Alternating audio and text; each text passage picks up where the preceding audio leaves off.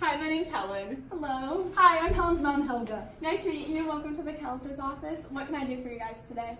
Well, I'm going to be graduating in 2019, and I just want to know how much debt I'm going to have.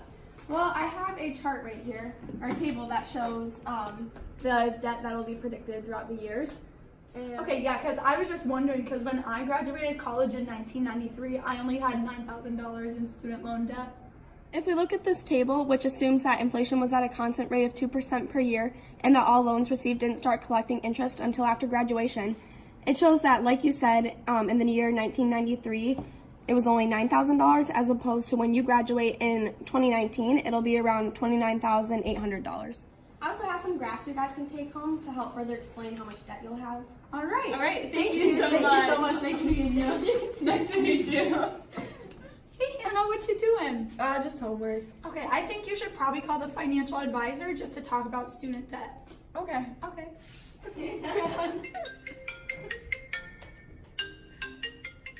Hello, this is a financial advisor. What can I do for you today? Hi, my name's Hannah. I'm calling to see what I can do about preventing student debt in the future. My counselor said I would graduate at about $32,000 in debt in the year 2023. I was just wondering what I could do to avoid or alleviate this problem. Oh, well, Hannah, one of the reasons why college debt is increasing is because the tuition just increases rapidly.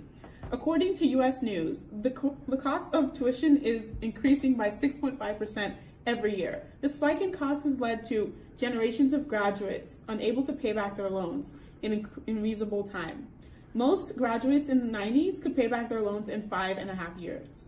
Now, graduates take an average of 21 years to repay their loans. This is because the rate of which salaries increase is only 2%, which doesn't match the 6.5% increase in college costs. This leads to more college students using more time and effort to pay back these loans. We're trying to put a cap on the amount college tuition can be raised per year at 2%. Then it will match the rate of inflation, allowing students to take out less money to begin with and allowing them to pay it back much faster. Here's a visual. If we cap tuition at 2% increase every year, look how much more affordable it can be for people.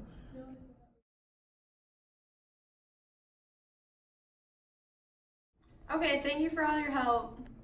Thank you for calling. Have a nice day. Hey, Hannah. Hey, sis. Hey. Okay, so we just got back from Helen's school. We visited her counselor, and as you know, she's graduating in 2019, and you're graduating in 2023.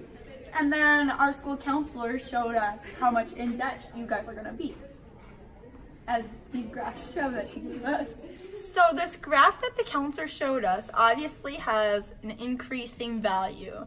As time goes on, the amount of college debt after graduation increases. This data can also be shown as a line graph, and it also goes up continuously.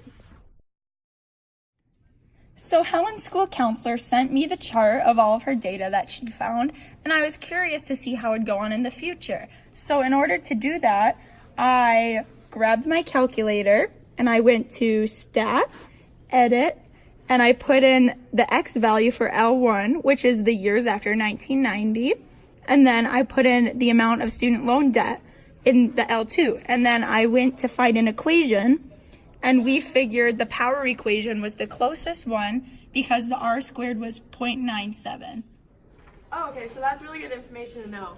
I also talked to the financial advisor, and since I'm graduating in the year 2023, she gave me this information. Oh. That's great, Hannah. One of the strengths of that financial planner's solution is that the R square is really close to 1, which is really good. Because it's more accurate. Right, because it's more accurate. And then one of the weaknesses, though, is it's hard to predict how much student loan debt everyone has for the years, because all the websites and all the research conflicts with each other. These links are where the financial advisor and the counselor found all of their information.